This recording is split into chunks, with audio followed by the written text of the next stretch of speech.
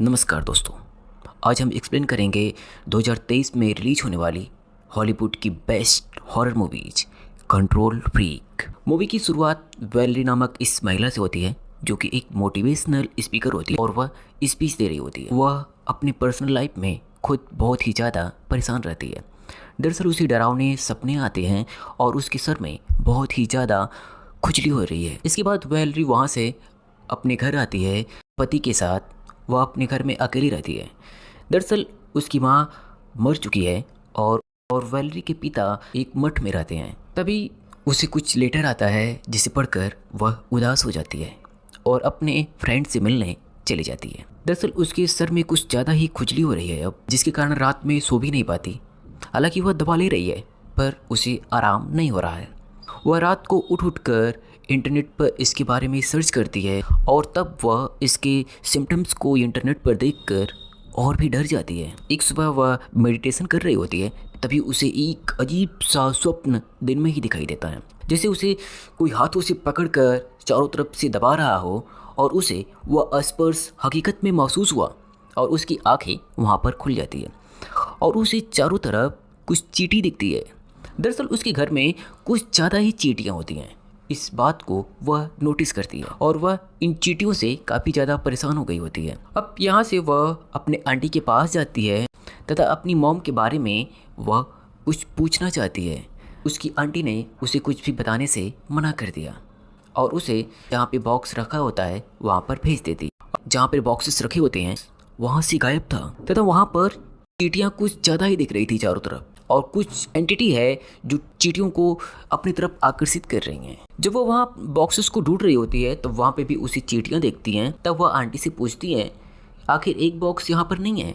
तब उसकी आंटी कहती हैं हो सकता है तुम्हारे पिता अपने साथ गाँव लेकर गए हों। अब यहाँ से वेलेरी घर जाती है और स्विमिंग पूल में नहा रही होती है तथा उसके सिर में खुजली हो रही होती है। इस खुजली वाली घटना से उसका पति भी काफ़ी परेशान हो जाता है और बोलता है ये तो बार बार सर क्यों खुजाती। दरअसल वह चोरी चोरी दवा तो खा रही थी लेकिन उसके पति को इसके बारे में कुछ भी पता नहीं था। अब वह एक रात अपने सर को लोहे की एक खुरदरी चीज़ से अपने सर को इतना खुजा देती है कि उसके सर से खून निकलने लगता है। और वेलेरी खून को देखकर अपने सर में पट्टी लगाती है ताकि खून बंद हो सके तथा उसके ऊपर कैप बांध लेती है तथा उस डॉक्टर को कॉल लगाती है जिससे वेलेरी दवा ले रही होती है। दरअसल वह डॉक्टर को बताती है कि उसे जरा भी आराम नहीं हो रहा है और उसे खुजली के साथ साथ अब वहाँ पे घाव भी बन चुका है।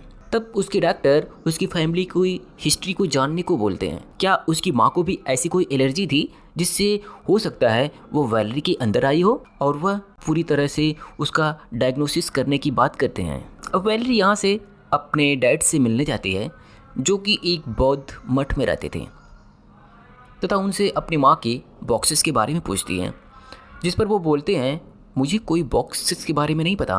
और उसके डैड उसे गुस्सा करते हैं और बोलते हैं बस तुम्हें पैसे और फ्रेम दो ही चीज़ से मतलब है और तुम्हें किसी चीज़ से मतलब नहीं। तभी वेलेरी वहाँ पर रखी एक तस्वीर की तरफ उसका ध्यान जाता है और पूछती है यह क्या है। तब उसके डैड बताते हैं दरअसल यह सॉन्सी है, यह एक हंगरी एंटिटी है, एक हंगरी खोज जिसे तुम पैरासाइट कर सकते हो। यह ह्यूमन बॉडी को पूरी तरह से चूस लेता है और उसे अपने कंट्रोल में कर लेता है। तभी वेलेरी पूरी तरह से डर जाती है और उसके पिता जैसे ही उसे पूछते हैं कि तुम ठीक हो, तभी उनके हाथों में भी उसे ढेर सारी चींटियाँ निकलते हुए दिखती है, जिससे वह खुद को कंट्रोल तो कर लेती है और वहाँ से उसे एक चाबी मिलती है जिसे लेकर वह वहाँ से चली जाती है। अब यहाँ से अपने कार से जाने लगती है। अब वह अपने डैड के घर से चाबी लेकर उस स्टोर पर जाती है जहाँ पर वह बॉक्सेस रखी होती है। अब वहाँ पे वह उस स्टोर में जाती है जहाँ पर वह ढूंढती है और उसे एक सर्टिफिकेट मिलता है पर वह बॉक्स नहीं मिलता। जैसे ही वह लेकर इसे निकल रही थी तभी किसी की रोने की आवाज़ आती है।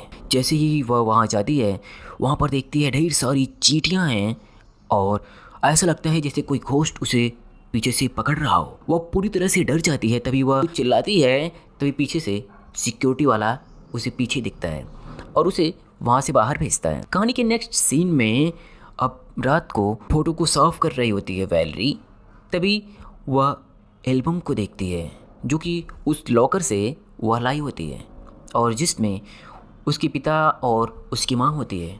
तभी वह एक फ़ोटो को ध्यान से देखती है जिसमें उसकी माँ को भी वैसे ही एलर्जी दिखती है जैसे कि उसके सर में एलर्जी होती है, और उसकी फ़ोटो के पीछे वही सांसी का चित्र भी उसे दिखता है। अब वैलेरी अपने पति के साथ बैठी होती है, तब उसका पति रॉबी उसे बोलता है, तुम अपने आप को दोष देना बंद करो, तुम्हारी मॉम के मरने में तुम्हारी कोई गलती नहीं थी।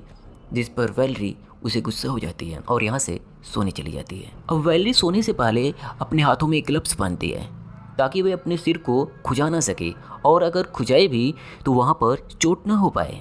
तभी उसके सोते समय ही एक चींटी जैसा कीड़ा आता है और उसकी नाक में चला जाता है, जिसके बाद वह बेचैन हो जाती है और ज़मीन पर गिरकर तड़फड़ाने लगती है। तभी उसकी नींद खुलती है। दरअसल वह एक सपना देख रही थी और इसके बारे में सर्च करती है और सारी घटना को जानने की कोशिश करती है। उधर वैलेरी के पिता को भी नाक से खून गिरने लगता है। दरअसल वह भी उसी पैरासाइट के कब्जे में थे। अब वैलेरी अपनी आंटी के पास जाती है और अपनी माँ के बारे में पूछती है कि कैसी उसकी माँ मरी थी। तब उसकी आंटी बताती है, दरअसल उसने उसकी माँ को बहुत बचाने की कोशिश की, लेकिन शायद कोई बुरी आत्मा या कोई पागलपन था जिससे उसने खुद को चोट पहुंचाई और अपनी जान ले ली, और उसे उसके पिता से दूर रहने को कहती है। तथा कुछ भी साफ साफ उसकी आंटी उसे नहीं बताती। अब इधर वैलेरी के सर में कुछ ज़्यादा ही खुजली होने लगती है। अब सब जगह वह टोपी पहनकर ही जाने लगती है, और एक बार वह अपने सेमिनार में जाती है जहाँ पर वह किसी अनजान साए को महसूस करती है, और वहाँ पर वह पूरी तरह से डर जाती है, पर अपने डर को लोगों के सामने नहीं आने देती। वहाँ से वैलेरी घर पे आती है और फिर से अपने सर को खुजली करने लगती है और वहाँ से खून आने लगता है। एक रात वैलेरी और उसका पति साथ सोए होते हैं, तभी उसके सर पर हाथ जाता है वैलेरी के और उसके हाथों में खून लगता है। तब वो वैलेरी के सर में चोट का कारण पूछता है और अपनी चोट को छुपाने के कारण वह उसे डांटता है और दोनों में झगड़ा होता है, तथा उसकी छुपाई हुई दवा को भी वह पाता है। उधर वैलेरी खुद से ही लड़ रही होती है। दरअसल यह सांसी नामक प्रेतात्मा ही होती है जो वैलेरी को सर खुजाने के लिए हमेशा विवश करती है। अब वैलेरी रात को सोते समय भी अपने हाथ को बांध कर सोती है, लेकिन सुबह उसका हाथ खुला पाती है और अपने सर को खुजाते हुए पाती है। हालांकि वह कई बार सांसी को अपने सपने में देख चुकी होती है, लेकिन वह उसे एक बुरा सपना समझकर हमेशा भूल जाती है। वैलेरी अपने घर में चींटियों से परेशान होकर उस जगह को तोड़ने लगती है जहाँ से उसे चींटियाँ आती हुई दिखती है। तभी वैलेरी के पिता आ जाते हैं और पूछती है, आप यहाँ क्यों आए हैं? तब उसके पिता कहते हैं, दरअसल तुम परेशान सी लग रही थी, इसलिए मैं यहाँ पर आया। इन सब घटना का मैं ही जिम्मेदार हूँ और तुम सांसी नामक प्रेतात्मा से परेशान हो। दरअसल मैंने ही एक दुश्मन सिपाही को मारा था। सैनिक के पास ऐसी कौन सी बुरी शक्ति थी? वह मुझसे जुड़ गई और मुझसे वह तुम्हारी माँ से लिपट गई, और काफ़ी लेट मुझे पता चला वह सांसी नामक प्रेतात्मा तुमसे भी अब जुड़ चुकी है। तुम्हारी माँ को मैं बचा नहीं सका और अब वह सांसी नामक प्रेतात्मा तुम्हारे पास। हालांकि वैलेरी को इस पर भरोसा नहीं होता और अपने पिता के ऊपर गुस्सा करती है और बोलती है, क्या आप ड्रिंक किए हुए हैं? और अपने पिता को डांट कर वहाँ से भगा देती है। और वैलेरी फिर से उसी लॉकर के पास जाती है और वहाँ से लॉकर तोड़कर एक फाइल निकालती है, जिस फाइल से उसे पता चलता है कि उसकी माँ को किसी और ने नहीं बल्कि उसके पिता ने ही मारा था। और फाइल पढ़ते समय ही उसके फाइल पर पानी की कुछ बूंदें टपकने लगती हैं, और जब वह ऊपर जाकर देखती है तो पानी में उसकी माँ का चलचित्र, उसकी माँ उसे पानी में डूबी हुई दिखती है।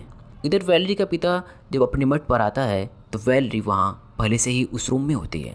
दरअसल उस फाइल से वैलेरी को पता चल जाता है कि उसकी माँ को उसके पिता ने मारा है, और अपने पिता से उसका कारण पूछती है कि ऐसा क्यों किया आपने क्यों मारा मेरी मॉम को? तब उसके पिता बोलते हैं, दरअसल में वह उसकी माँ को नहीं बल्कि सांसी नामक उस प्रेतात्मा को मार रहे थे और वह तुम्हें बचा रहे थे, लेकिन वह बहुत बलवान निकली। वह खुद नहीं मरी बल्कि उसकी मॉम मर गई, और वैलेरी से सॉरी बोलते हैं। अब वैलेरी के पिता अपनी कहानी बताने लगते हैं कि किस तरह से सांसी नामक प्रेतात्मा एक लड़की से उसके पास आई और उससे उसकी माँ के पास और उससे तुम्हारे पास आ गया है, और उसके पिता उसे मारने को कहते हैं और कहते हैं तुम मुझे मार डालो क्योंकि मेरे मरने के बाद ही एहसान से प्रेतात्मा मुझे छोड़ सकती है, उसके पहले नहीं। वैलेरी वहाँ से चली जाती है। उसे एक सेमिनार अटेंड करना होता है जो कि उसकी लाइफ का सबसे बड़ा सेमिनार होता है और वहाँ पर वह कोई गलती नहीं करना चाहती। अब यहाँ से वह डायरेक्ट सेमिनार में चली जाती है। आज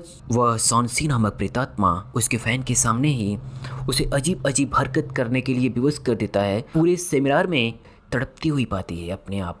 वहाँ से उसकी टोपी भी गिर जाती है। उसे सारे फैंस उसके सर की चोट को भी देखते हैं। अब वैलेरी यहाँ पर अपने सेमिनार को बंद करके किसी भी तरीके से गाड़ी लेकर अपने पिता के पास जाती है, जहाँ पर वह देखती है कि उसके पिता पूरी तरह से मर चुके हैं। और वैलेरी के सर में कुछ ज़्यादा ही खराश होने लगती है कि वह अपने सर के अंदर एक छिद्र कर देती है और उसके अंदर अपनी उंगली डाल देती है और वहीं पर वह बेहोश हो जाती है। अब इसका पति इसे डॉक्टर के पास लाता है। अब वैलेरी का दिमाग का एक हिस्सा उंगली डालने से पूरी तरह से डैमेज हो गया होता है, जिससे इसे कुछ लकवा की शिकायत हो जाती है और अब यह पूरी तरह से चल भी नहीं पाती।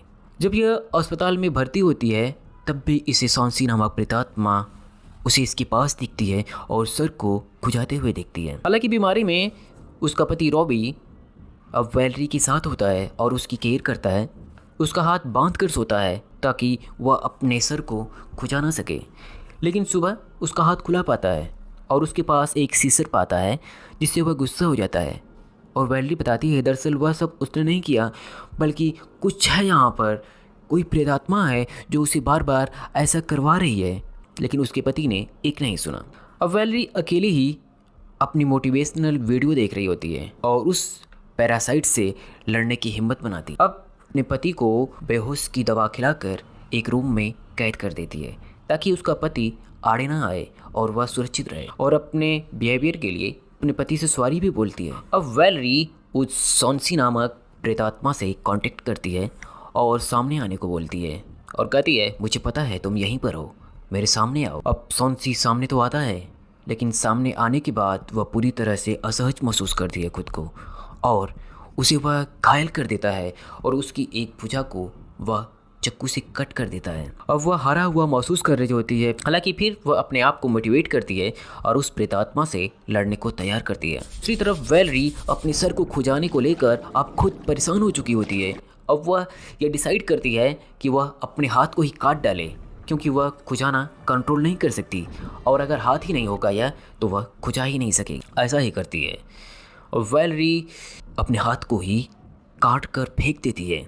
तभी सॉन्सी नामक प्रेतात्मा दोबारा आती है और बोलती है तुमने हाथ काट डाला, फिर भी मैं तुम्हें नहीं छोड़ूंगा। तब वैलेरी बोलती है वह कमज़ोर हो चुकी है, अब उसे छोड़ दे, वह उसके किसी काम की नहीं है अब। तब वो सॉन्सी नामक प्रेतात्मा उसका दूसरा हाथ भी पकड़ता है और उस कटर के पास ले जाता है और दूसरा हाथ भी काटने को ज्यों ही होता है त्यों ही वैलेरी ने उसका हाथ पकड़कर कट कर देती है और अब वह सॉन्सी नामक प्रेतात्मा वहीं पर गिर जाता है। अब कटर से प्रेतात्मा के सर को चीर डालती है। वैलेरी को लगता है कि अब सॉन्सी नामक यह प्रेतात्मा पूरी तरह से मर चुकी है। तभी वह देखती है उसके कटे हुए हाथ फिर से जुड़ने लगते हैं और उसका सिर भी अब जुड़ने लगता है और वह जिंदा होने लगता है। उधर दूसरी तरफ उसका पति भी अपने आप को छुड़ा लेता है। अब वैलेरी सॉन्सी से बचकर वहाँ से रूम से भागती है और अपने स्विमिंग पूल के पास किसी तरह से लुढ़कते हुए अपने आप को घसीटते हुए आती है। तब वह प्रेतात्मा उसे वहीं पर पकड़ लेती है और बोलती है मुझसे तुम कभी नहीं जीत सकती, मैं तुम्हें मार डालूंगा, तथा उसे गहरे पानी में डाल देती है। अब यहीं पर वह प्रेतात्मा उसे गहरे पानी में डुबोती है, लेकिन सॉन्सी काफ़ी दिनों से यह प्रैक्टिस कर रही थी पानी के अंदर अपनी सांस रोकने की, जिसके कारण वह सॉन्सी नामक प्रेतात्मा से वहाँ पर जीत जाती है। तभी उसका पति आता है और उसे पानी से बाहर निकालता है और वहीं पर उसे वह सॉन्सी नामक प्रेतात्मा उस स्विमिंग पूल में उसे देखता है और वहाँ से गायब हो जाता है।